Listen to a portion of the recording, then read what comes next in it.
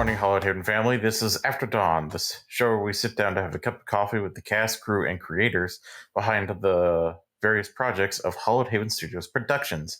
I'm Solomon, and I'm joined by my co-host, Grizz. Thanks, friend. Hello, everyone. I'm Grizz, and today we're going to be talking about the premiere of Among Two Worlds with Episode 1, A Bullet with Butterfly Wings. And this episode was really, really cool. I loved the intro and everything like that. The group was called together to, by pretty much the cool magic aunt, which was pretty cool, who lives in a swamp, to help a scion, a cloaked hot demigod, and then portals to another world, a hand coming out of it, they had to close it. It was a really cool introduction to the cast of characters because everyone had their own beats. We kind of figured out what everyone can do, what they like to do, a little bit of their personalities. And I thought the ending was really fun because it had a lot of flavor to it. How'd you feel about it all? I enjoyed it quite a lot. I enjoyed seeing a bunch of characters in the World of Darkness that are a bit of a tonal shift from the usual World of Darkness fare, whereas characters like, say, in Chicago Reborn, or even Hell's Cell, or even Wayfarer, all of them had this sort of... They could come off as a little more colorful, but they all have a sort of dour tone to them. Everyone in this seemed to actually be very energetic, aside from even the Hallowed one had a bit more energy to her than the usual fare for World of Darkness. So it was nice to see a bit of a different tone in the World of Darkness. But my opinions are also not the only ones that are here. We're joined by two of our players, Jade and Bloodied Porcelain. Good morning.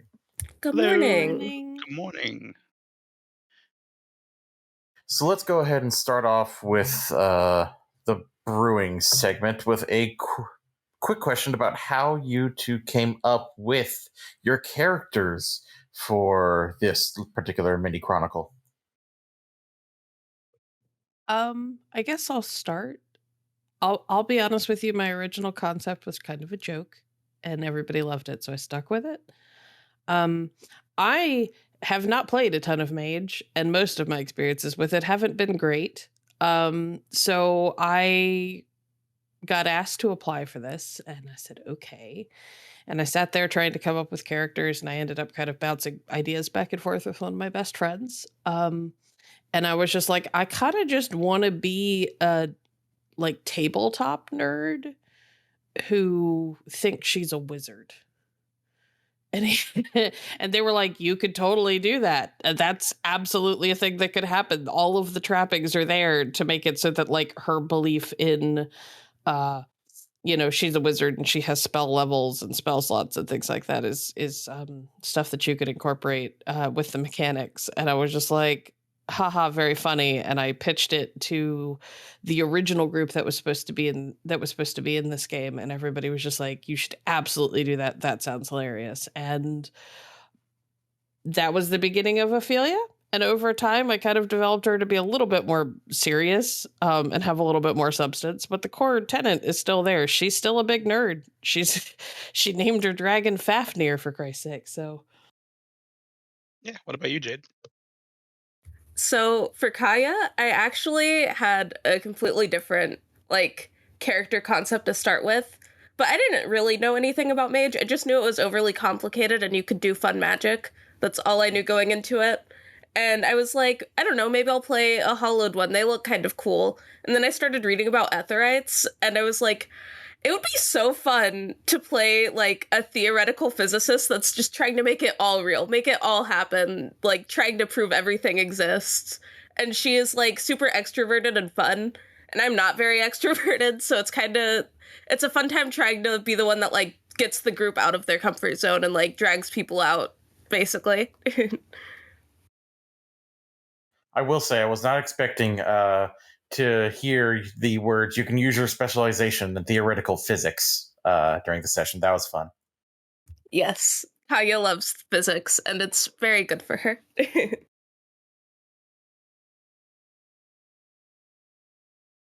Yeah, and then also we were wondering about how you came up with the different forms and how you chose your characters would cast magic individually. Like Obi praying over the food before the actual tea time started. Well, I don't know how Book came up with his stuff. I picked Mind and Forces because I was told that if I had that in a domain that I could fight people in my mind palace, and I was just like, that sounds baller. I'm doing that. It was just purely based on what I thought could be cool. I knew that Ophelia was going to be a really anxious and an emotional character, and I wanted something that would allow her emotions to manifest as power. Um, and that's something that you could do with Mind and Forces. You could take the anxiety and all the crap going on in your head and turn it into like, oh, look, I accidentally set something on fire over there. Whoops. Um, which is very kind of, fantasy wizard-esque. Um, so that's why I picked what I have. I picked to mainly focus on matter and entropy just because I felt like they sounded the most like physicsy, and they seemed like something that would be very fun to like make cool effects happen. Like, I don't know, decaying a portal like was being done by another character. It's just that sort of thing really interested me, and I thought it would be really fun for this character. Listen, the rule of cool is never a bad reason to do something. Never. Absolutely not. It seems like in Mage is kind of the only reason to do something. Yeah, pretty much. it definitely seems that way. Yeah. Yeah. So with that, so did Fafnir come part of your package when you were doing character creation? There really isn't a package that you No, get yeah. in character creation. Yeah, but it's like during the process. Yeah, I knew I wanted a familiar, and I picked a 3-dot familiar, and we had somebody who was a part of HHS at the time that I built her, who helped me build her. And I said, I don't know what I want for a familiar, but I want a familiar. And she offered to run like a little like mini session for me so that I could kind of get a feel for how Mage plays. And Legacy joined in, and she picked what my familiar was and just kind of gave it to me. And it ended up being a little baby dragon that hatched from an egg on the kitchen counter. And I was just like, oh my God, yes, please. And so Faf has been a part of Ophelia ever since. It is still with her 30 years in the future when the events of Wayfarer happen.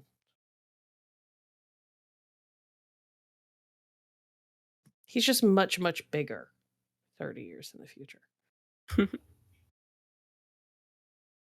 I would die for Fafnir, just saying. Me too. He's cooler than the character, so yeah. We're very mascot centric here at HHS. We really are. We love our animals. Our animals and rock trolls. Yes. It's a cute, cool. I will adopt. That is the number one rule.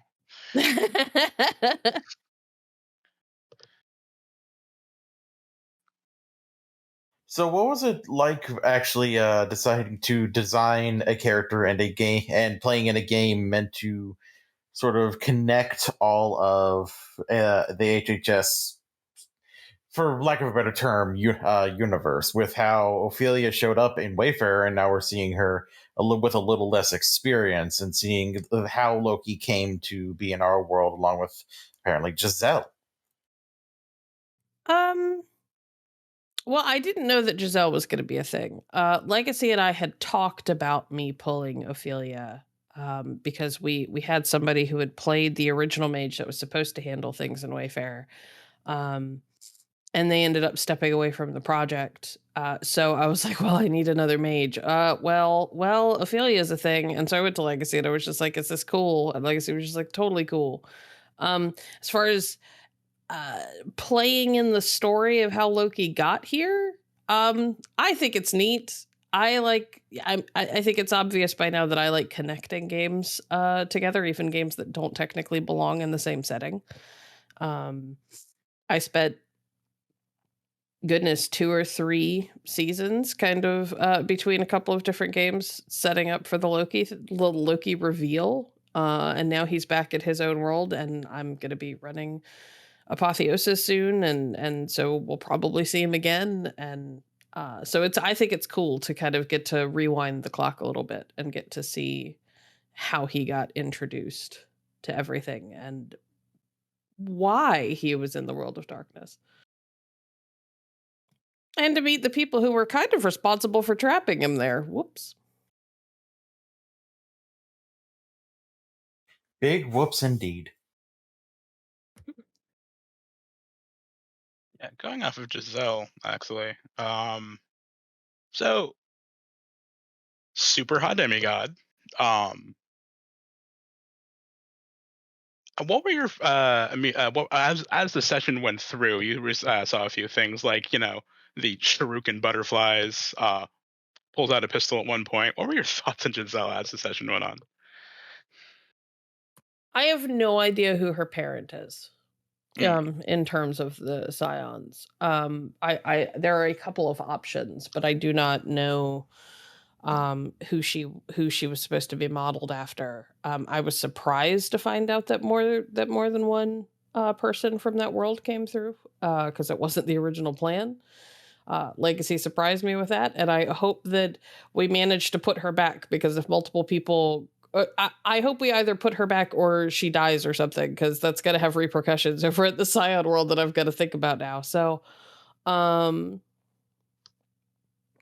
was cool. And complicated and a little worrying. I hope that our characters are actually up to fixing the problem, because otherwise this is going to get real messy for a couple of games. So Kaya just really wants to learn everything possible about Giselle and her world. Like, she's so excited that something from another dimension has come over here and she can see it and talk to it and maybe study it if she's lucky.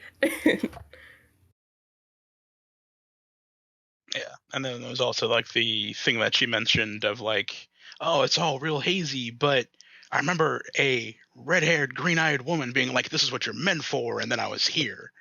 Thoughts on that? I don't know. I don't know what that's supposed to be about. That's another one of those things where I thought it was going to be the opposite. I thought that portals were going to get opened up from the mage side of the world connection, not the other way around. So I'm not sure if that means that she's a mage who went over there and is now pulling people back, or if she was always over there and she's just got some kind of magic that doesn't exist in Scion mechanically. I don't know. So that's interesting and concerning, and again has implications for my game, and the way that world works. So I'm again deeply concerned that we are up to the task of fixing this, because otherwise I might have to go back to the drawing board on some things for Apotheosis. And when Kaya heard that, I came from another world, I mean, while that's fascinating, no, someone over there brought me over. Did that mess with your thinking about how magic works? I think that for Kaya, it's more like she wants to know how this other person did it. Like, if she thinks that someone else has figured out how to open a wormhole, and she wants to do that too. Like, she wants to figure out how to open portals and that sort of thing. And so now she really wants to meet the red-haired person that brought Giselle over, if we can find her.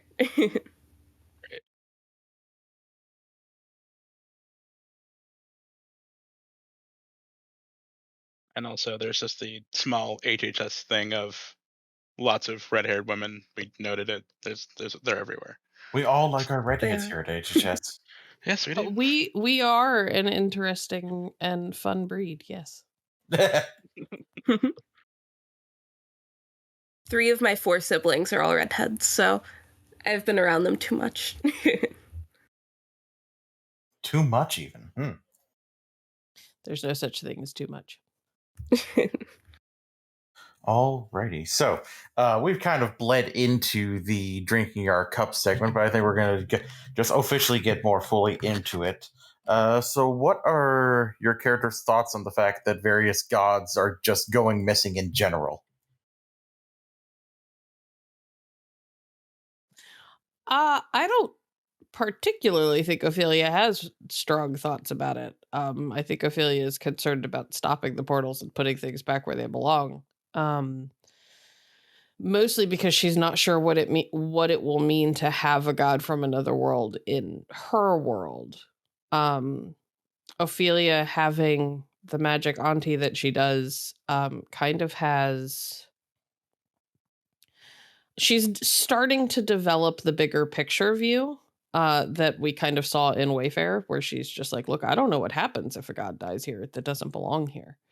And I'm not sure that I want to find out. I'm not sure that it's worth that risk. So she's kind of like at the beginning of learning how to think about that. And I think part of that is just part and parcel with her being a hermetic mage. Because she has another aunt that's on her character sheet as a mentor. I don't know if she'll ever show up, named Nicole, who runs the chantry for the Hermetics in Boston.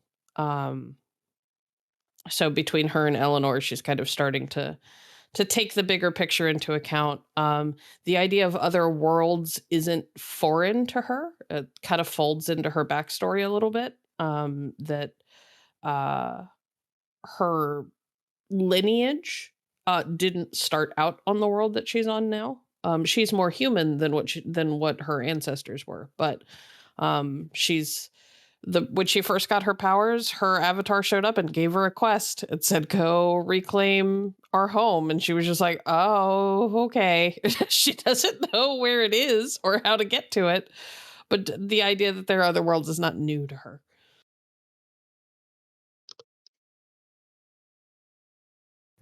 Kaya's just, she doesn't want the gods to be like out and about in the world. She feels like that'll cause issues. But she is really happy that they're here, and she really wants to learn a lot more about them. And like she thinks that it's so cool that they come from a different dimension. Like, that's just all she cares about right now. She doesn't care that they could probably cause like mass destruction. That's not her business. Just, I want to know what they do.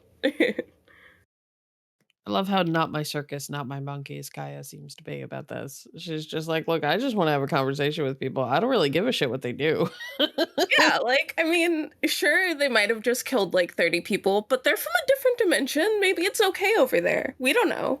The universe is at stake. And?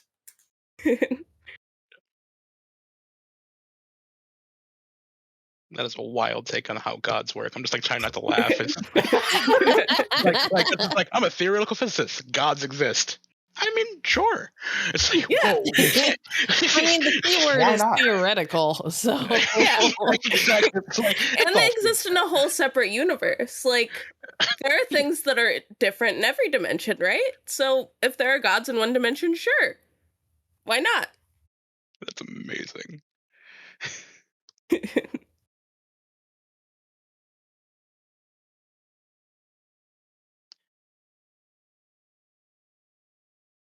Yeah, and then how do we put this? Towards the end of the session, we had the arm coming out of the portal, right? How do you feel that situation went, in your opinions? Because you had Obi being like, no, I must protect, and then immediately trying to communicate with it. Not hugely well. I'm glad that we managed to close the portal. I am concerned about the impact that connecting with this thing might have had on Obi long term. And I'm a little concerned that he's going to be mad at Ophelia for trying to save him from himself. But either way, it'll be interesting to play out. That's for sure. Book's a great RPer, so I'm curious to see how that goes. Because this Ophelia is a lot less assertive and secure in herself than older Ophelia. So if she gets yelled at, she's gonna cry probably. So. Like, it went pretty okay. I really wanted the portal to close while the hand was out, but that did not happen. So I think that it would have been nice if there wasn't the hand at all, and we could have just like studied the portal, seen what it was, where it went, see what we could do with it. But unfortunately, we had to close it to prevent a monster from getting into our world, I guess. I, for one, am glad that we did not end up with a disembodied hand on our side of the portal, because there are things in Scion that can regrow from just a hand. So that could have been bad.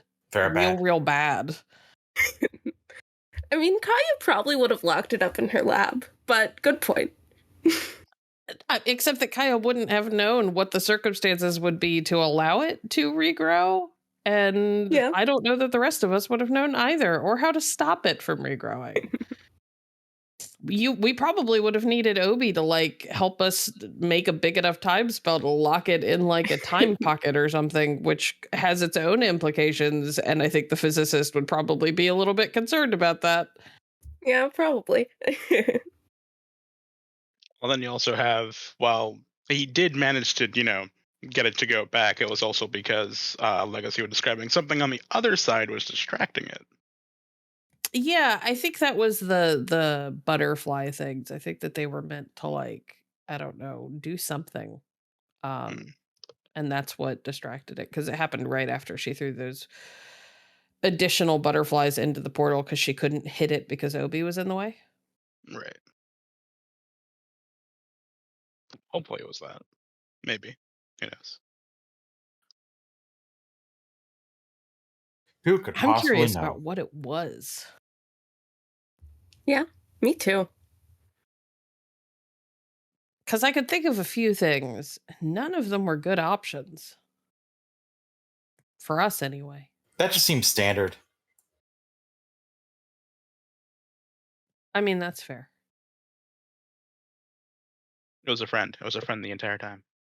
That's kind of how things go with something from the world of Scion. Is that it's either real good or real bad, and there's no in between. And most things are bad. Or at least some flavor of bad that's not immediate. Mm-hmm. Alrighty.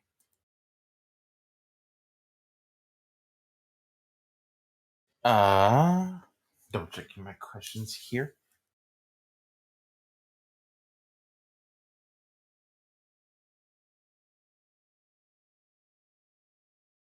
What'd you think about the body surrounded by crows?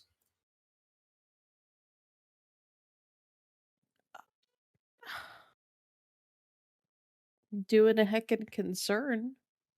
I really want to learn more about it. Is it from this dimension or is it from the other one? Let's see. We don't know yet. I'm so excited. I'm more concerned about the crows than anything else. The body is bad, but the crows are well, let's just say I hope they're normal crows. In a mage game? Weirdly, it's not the mage possibilities for the crows that concern me. In a mage game connecting to a Scion game? That's what concerns me, is the Scion side of things. I'm very concerned that Legacy has decided that this is the perfect opportunity to introduce a lot of Scion things to the world of darkness. And the implications of that are staggering. Put that thing back where it came from, or so help me. It's exactly. Like I knew that part of Ophelia's story was going to be her trying to clean up the mess that was left behind from this whole like endeavor. But she's supposed to go into a time bubble with Aunt Eleanor for like years, and she's not going to have time for that if a metric fuck ton of things come over from the Scion world, because we've only got 4 episodes. Plenty of time to get rid of all of the Scion things. No, 3 episodes, because we've already had 1. Oh shit. Yeah, and you were led into the session saying that, was it you guys were aware of portals opening in other places as well, correct? Yes. There is another portal like a mile from where we currently just closed this one. Yeah. which I really want to go to, because maybe that one won't have a monster crawling out of it and we can learn more about it. The scientist is strong with this one. Oh yeah.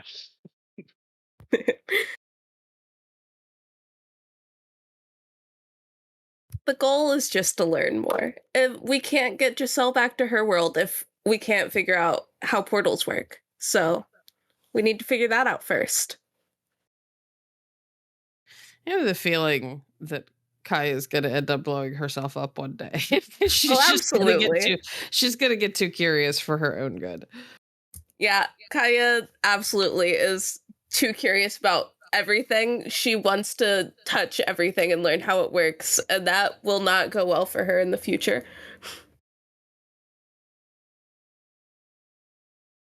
I'm sure it'll be fine. It's fine. Everything's fine. Why are you sweating? What's wrong?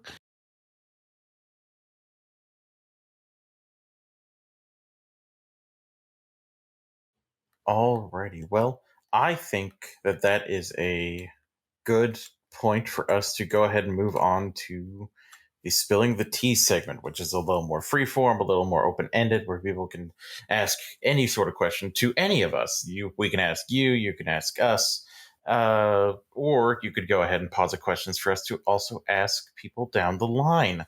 So, first off, I will go ahead and open up with: do either of you have any questions for us or each other? What does Ophelia think of Kaya? I think Ophelia is grateful that Kaya is as friendly as she is, because Ophelia is completely lacking in any sort of self-confidence and is incredibly intimidated by other people, and Kaya takes up enough social space in the room that Ophelia can kind of wallflower herself. And Kaya's always nice to her, which is nice because, she's not sure that even though they're technically friends, Robin even likes her. So Wonderful. I'm glad. don't be surprised if at some point Ophelia ends up hiding behind Kaya, especially in a social situation. It's going to happen again. She Kaya will tried be to hide behind absolutely fine with Robin, that. and Robin betrayed that trust. So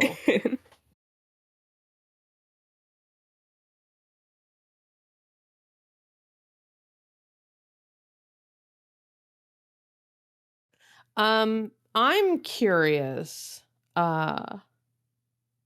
where the decision to make the kind of quintessential like 90s goth girl look have the kind of bubblegum personality that you've given her, like where did that come from? Well, I think, I always find it very fun whenever people dress one way and act completely differently. So it was like, okay, what is the most, what's the way that I can make her have the most conflicting personality, style, and, career options? And I landed with a goth that is always super happy and bubbly and loves physics. And I think that's very fun. I think she's going to be very fun to play around with. It is very fun. I was just curious where the inspiration came from. So you just decided to take dramatically opposed opposite like ends of the spectrum and be like, yeah, we're going to slam these together and see what happens. Exactly. Which is a very, theoretical physicist thing to do, weirdly. Yeah.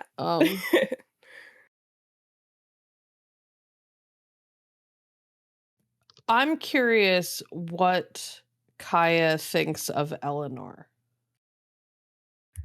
Kaya thinks that Eleanor seems a little bit awkward, a little bit shady, but she also seems very smart, and Kaya could learn a lot from her. And so she wants to try and get on her good side. And I feel like that's probably not going to go well, considering Kaya already wanted to kind of invade her personal space by going through all of her potions and stuff as soon as she got there. But we'll see what happens. Hopefully, Eleanor will like her. Hopefully, Ophelia can curb her worst impulses in Eleanor's space. Yes, hopefully. maybe ask before you do things without permission. I mean, Ophelia she may have also asked. learned that lesson the hard way. No, she asked Ophelia. She didn't ask Eleanor. That's Yeah. not the same.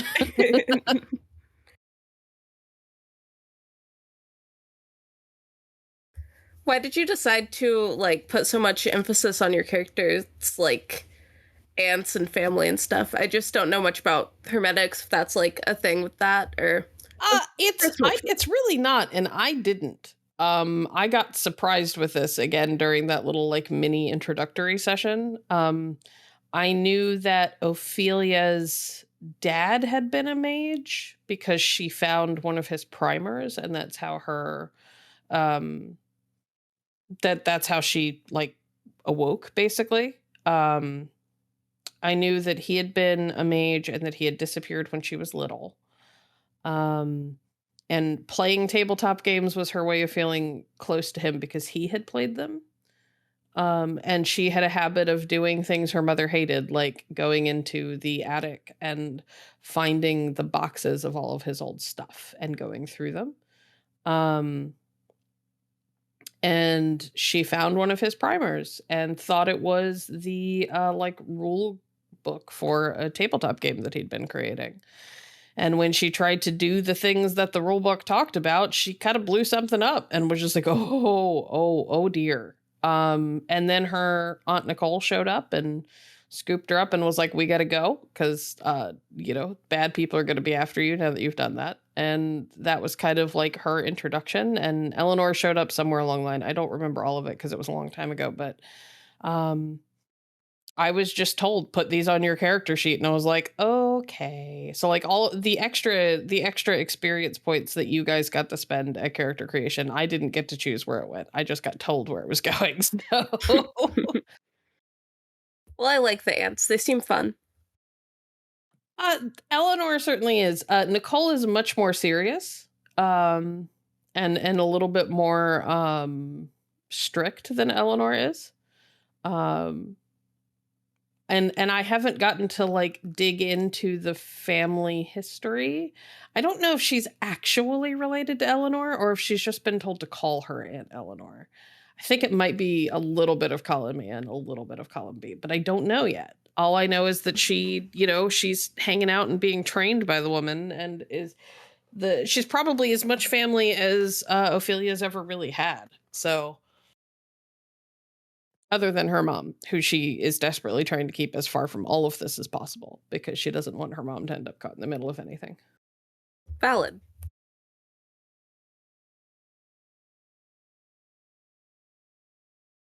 I like Ophelia's crazy swamp witch aunt. I think it's fun. Me too. I want to live in a bog.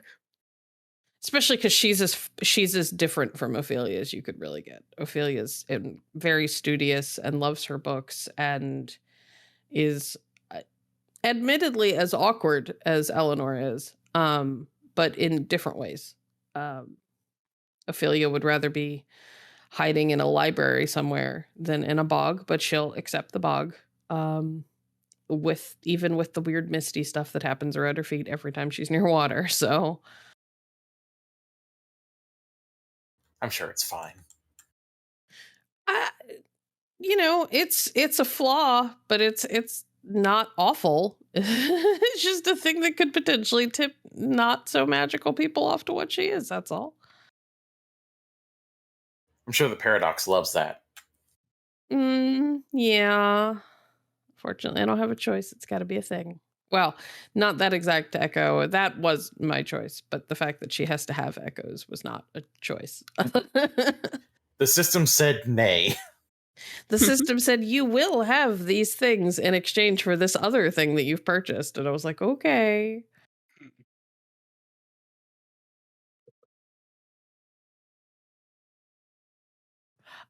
So I'm curious, Jade, what advantages did you take for Kaya that like impact how you play her? I have to check that 1 second. I only ask because I've got like one advantage, but like a laundry list of flaws. So I'm curious.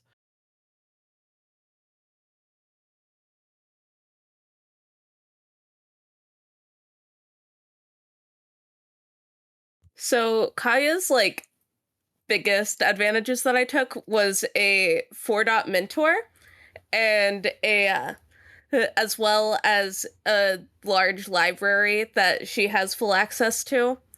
And that is because in her backstory, she was in a physics class and she was way too excited about it. And the professor, who happened to be a netherite, noticed and decided to teach her more.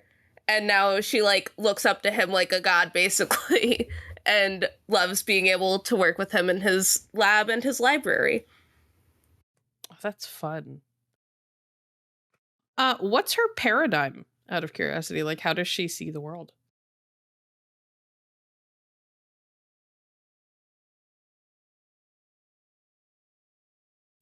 I'm not good at explaining things. I think she kind of sees the world as literally anything is possible. Like in this world, sure, things like you can't do everything, but you can try and figure ways out to make things work, especially if you're able to draw in energy from other dimensions, which is something Kaya believes she can do. And that's why she believes she can do all of the things that she does as a mage.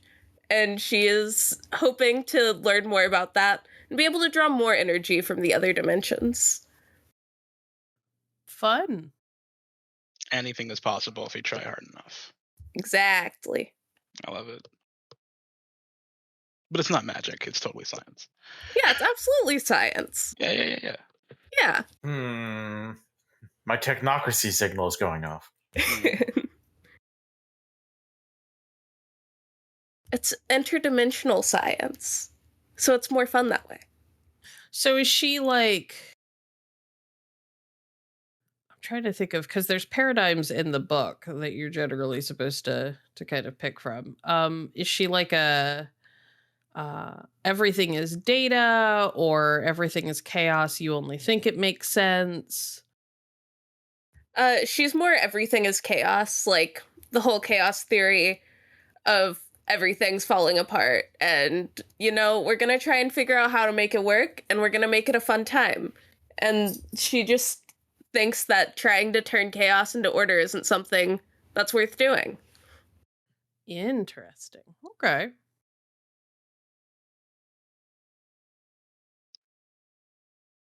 I really want to see what Kaya's lab looks like, or her facilities. It's just like an absolute mess, but you know exactly where everything is. Absolutely. Kaya's lab is a disaster. Like, people can hardly walk through there and do work on the desks, but Kaya can. She knows exactly where to go, exactly what to do. That just sounds like my life. Yeah, same. I feel like I'm being called out by your character. My life is orderly piles and chaos.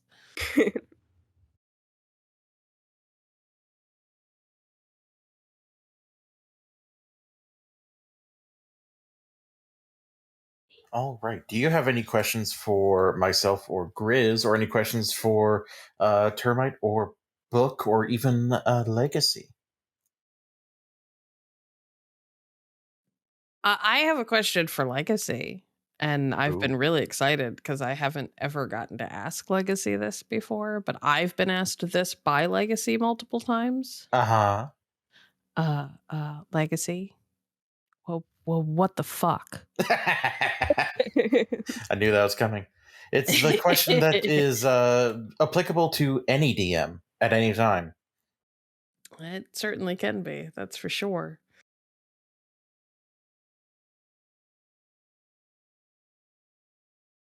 I will make a note to ask Legacy, what the fuck?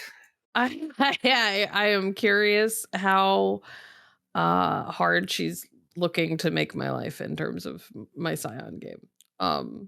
Because I'm having to take notes while this is happening about all of the things that are coming through or potentially coming through from the Scion world, and how that would impact the scope of things. Because when I planned for Loki to be here, I'd planned for him to be the only one who came here. But if multiple people went missing around the same time he did, that's a different story. And will have implications on the Scion world that I hadn't really planned for. It's fair, though. I'm also imagining it might be a little bit easier for like just the occasional scion to slip through the cracks, as opposed to one of the main gods themselves. Well, yeah, if it had just been a handful of scions randomly going missing, I don't think like people would have noticed, but it wouldn't have been a big deal. But it was Loki and some scions that went missing. That's a different story.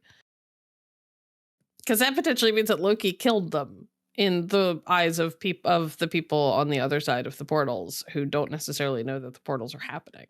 That's fair.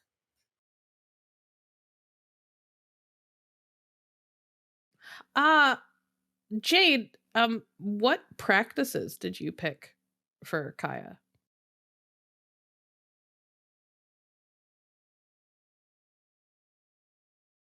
Let's see if I can find that on the sheet. I apologize. Yeah, I don't know where you would have put them. I slapped my stuff down in focus. That's where like my paradigm practices and instruments are, as they're listed under the focus section of my sheet.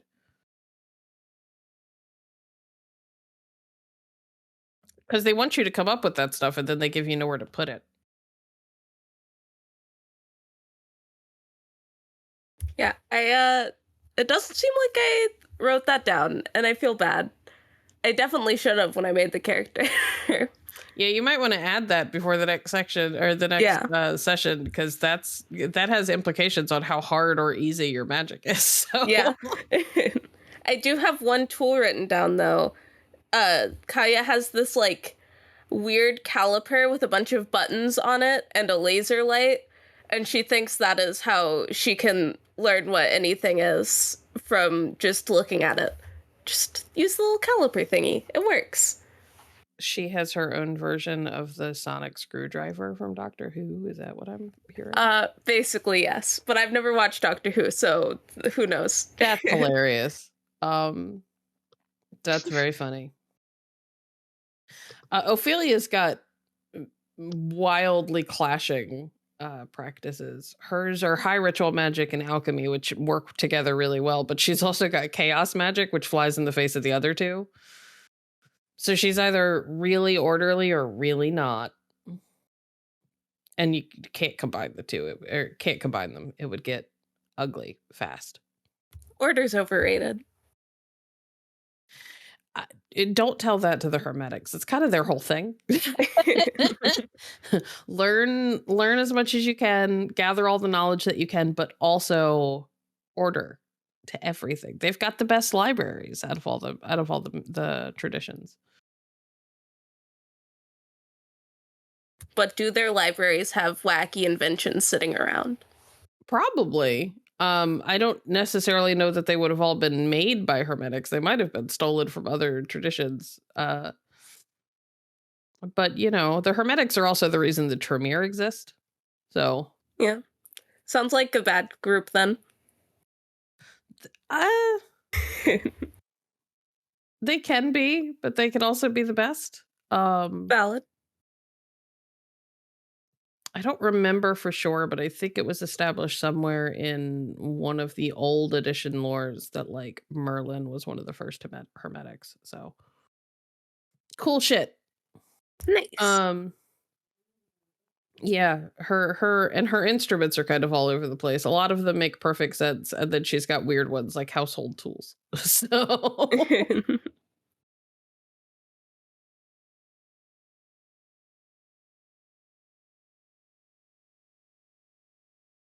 I'm curious to know more about Obi in general, so I fully expect you to kind of grill Book. We will. Despite the fact that Book and I talk like on a daily basis, I don't know a ton about Obi, so I'm very curious about like all of it. Oh, we'll put the screws to him. Yeah, I hard clocked. Okay, then I'm gonna go over in prayer, and then magic started working. I'm like, that's really interesting. Oh, it's active. Yeah, got some questions for him. It's a really cool. Also, he knows more about the system than anyone of us, including Legacy. So you could ask him some mechanical questions that we probably couldn't answer. Yeah, I feel really bad because I was just lost the whole session, and I'm still kind of lost in how Mage actually works. But the roleplay is fun, and I can do that. I feel like I'm starting to get the hang of it, but it took kind of book coming online and me and him spending like a couple of hours before the session going over my sheet and all of the things that I could do and how the different pieces would fit together. And I was like, oh, I get it. Okay. Because listen, I've read the Mage book. I've read multiple Mage books. I still don't fully understand all of it, but it's making more sense now that I've had somebody who could kind of like walk me through it in a slightly more practical manner than the book presents it, because the book is big and confusing. Sounds like my experience with Mutants and Masterminds. Mutants and Masterminds is not that bad. It's very straightforward about what you can and can't do. It's just that the math is annoying.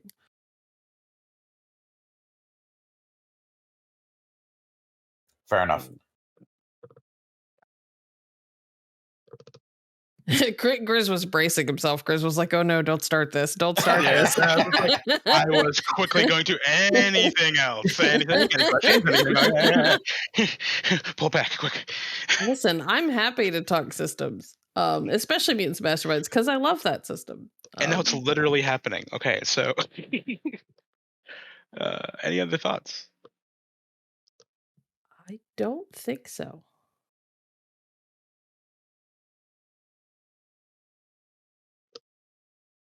Alrighty, Grizz, do you have any other questions for our intrepid mages?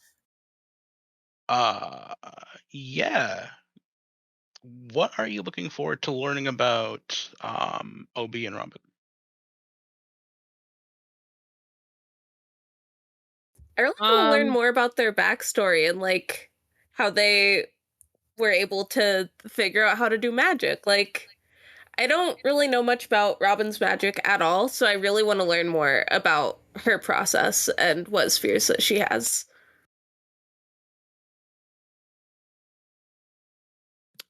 I want to learn everything. Kind of all I know about them is how Ophelia met them. And beyond that, I know very little.